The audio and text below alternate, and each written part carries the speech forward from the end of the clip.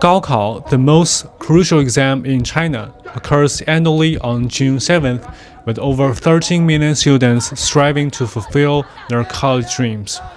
The proverb 千军万马过独木桥, thousands of troops and horses crossing a single log bridge, vividly illustrates the intensity of this exam. So in such high-stakes situations, there are inevitably rare cases that push the hustle culture to extremes. Liang, born in 1967 in Sichuan province and now 57 years old, has participated in Gaokao 28 times, earning him the title of the most persistent Gaokao participant, akin to being as stubborn as a nail. For those who are unfamiliar, Gaokao is China's college entrance exam, where Gao stands for high school and Kao stands for exam. It takes place annually on June 7th and typically spans 2 to 3 days. Due to varying educational standards across China's 31 provinces, exam papers also vary. Since 1983, Liang has been registering for Gaokao, occasionally scoring above the admission cutoff for university, but consistently foregoing his choices because his dream is Sichuan University, ranked 20th nationwide. Sichuan's Gaokao includes exams in 6 subjects: Chinese, mathematics, foreign languages, and 3 subjects chosen from politics, history, geography, physics, and chemistry, and biology. Given the breadth of subjects, most candidates require full-time preparation.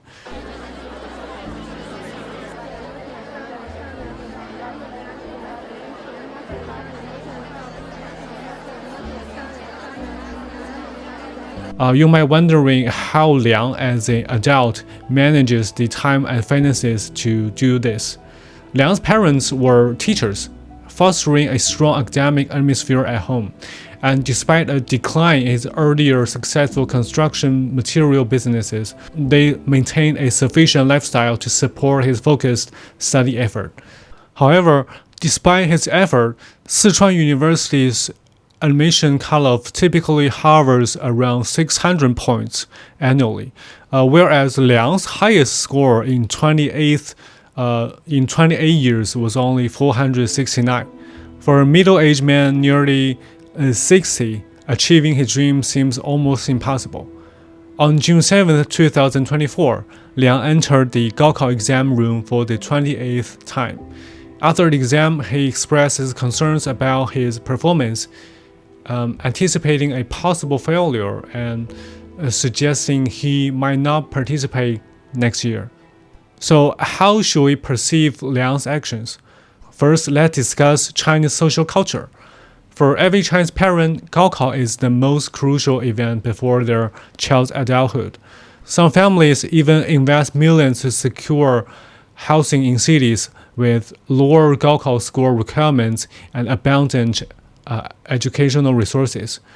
Despite the average annual income of a typical Chinese family being just tens of thousands of RMB, many Chinese hold an extreme view of Gaokao. One exam determines a lifetime.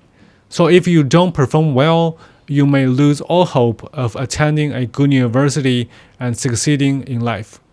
So as someone who had taken Gaokao twice, I experienced the feeling of reality mocking me after failing the first time, believing everything had ended.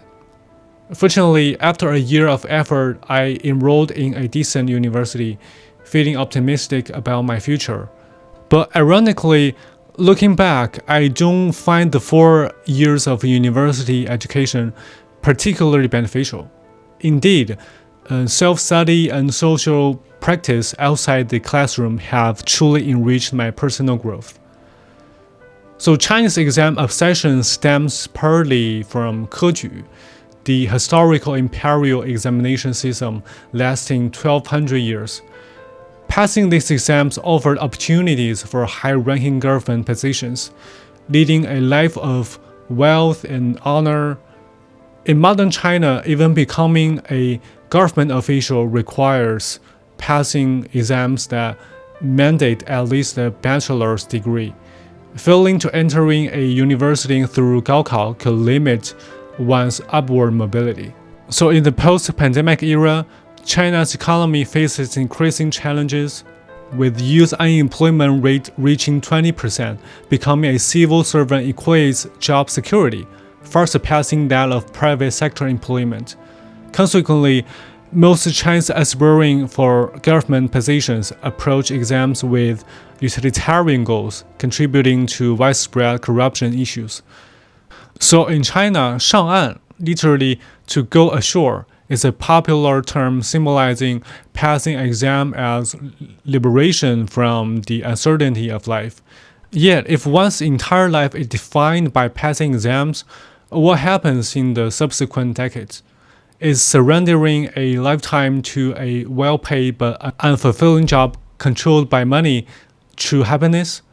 According to modern monetary theory, money is merely a tool governments use to motivate work. Allowing oneself to be controlled by this virtual tool, would that truly bring happiness? A renowned Chinese educator guiding high school students in Gaokao preparation once said in a video, 高考它不是人生的终点，它是人生的另外一个新的起点。高考决定不了你最终的人生高度，但是它只是能决定你的一个起点。我觉得那句话说的非常有道理。你每做多对一道题是为了发现更好的自己，你可能有道题没做对是为了遇到那个对的人。缘妙不可言。 No exam should define our lives. Liang himself admits to knowing nothing beyond Gaokao. It had become his foremost priority. To me, Liang had dedicated 20 years of his life to Gaokao, equivalent to half his lifetime. When someone invests so much time in one pursuit, the meaning behind it becomes irrelevant. Gaokao had become Liang's self-identity. If he were to abandon it, he might lose all sense of direction, feeling lost and purposeless.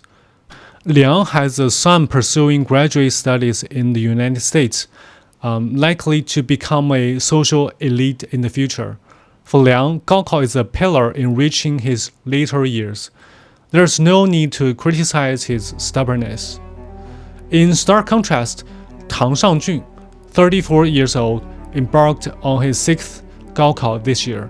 Despite a poor background, he exhibited remarkable exam skills, qualifying for several top-ranked Chinese universities. In 2022, he even secured a place at Shanghai Jiaotong University, ranking in the top 5 nationally. Dissatisfied with his chosen major, he chose to continue preparing for Gaokao to realize his dream of entering Tsinghua University, ranked 4th in Asia. Although he attended university previously, he withdrew due to his father's terminal cancer, necessitating fundraising for medical expenses. Despite achieving admission to prestigious universities and bearing the burden of his family, Tang remains committed to his Tsinghua University dream. Undoubtedly, this places considerable pressure on his family. Yet, given his youth and exceptional exam prowess, even if he opts not to attend university, he could secure a respectful income through Gaokao tutoring.